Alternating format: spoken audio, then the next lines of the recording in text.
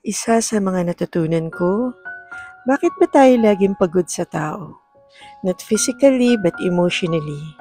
Have you noticed what happens when you stop reacting? Yung tipong hindi ka na nag-explain, hindi ka na nagde-defend, biglang may shift na parang nawala yung power nila sa'yo. Here's the truth. Most of the time, hindi naman talaga nila kailangan yung silence mo. What they want is your reaction.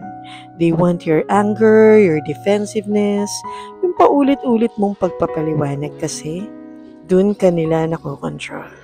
Kapag nagalit ka, kapag nagpaliwanag ka ng paulit-ulit, it feeds their ego.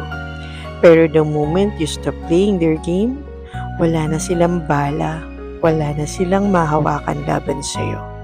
Some people, conscious man o hindi, ginagawa nilang cycle or habit ang pag-trigger sa iba. Doon nila kasi nararamdaman na powerful sila. Kapag upset ka, feeling nila panalo na sila. But listen, the power is not the fighting harder. It's in not fighting at all. Hindi mo kailangang manalo sa lahat ng argumento.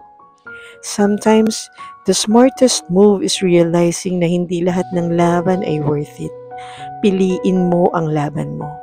So next time, may taong pilit pinapainit ang ulo mo.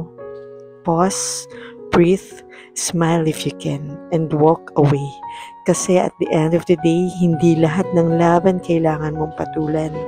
Minsan, ang pinakamasarap na panalo ay yung marunong kang kumalma at umiwas sa gulo.